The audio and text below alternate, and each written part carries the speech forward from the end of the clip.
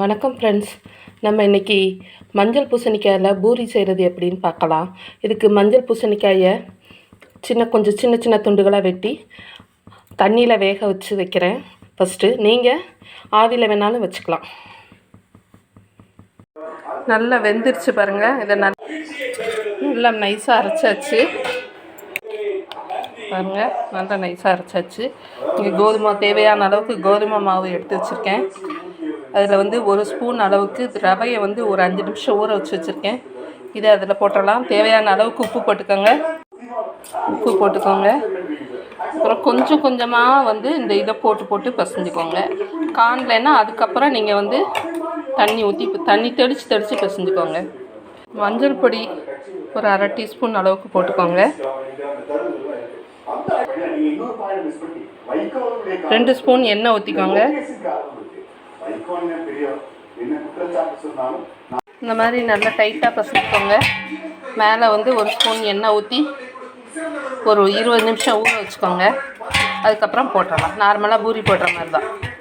நல்லா டைட்டாக பசங்கிக்கோங்க. கொஞ்சம் இல்லைன்னா கொஞ்சம் எண்ணெய் குடிக்கும். நிமிஷம் ஆகிட்டு இப்போ நல்லா எடுத்து ஒரு தடவை இப்படி நல்லா பிசைஞ்சு விட்டுக்கோங்க.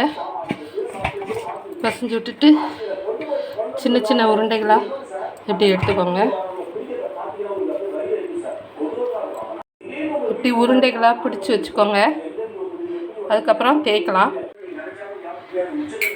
இது மாதிரி நல்லா தேய்ச்சிக்கோங்க.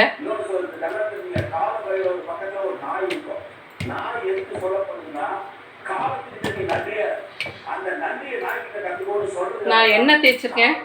நீங்கள் வேணால் மாவு வச்சு தேய்ச்சிக்கோங்க.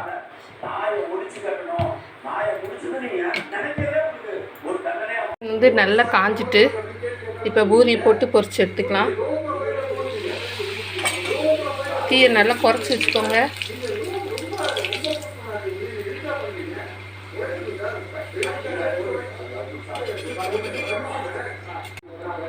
பூரியும் கிழங்கும் தொட்டுக்கிறதுக்கு ரெடி ஆயிடுச்சு. மஞ்சள் பூசணிக்காய் பூரி.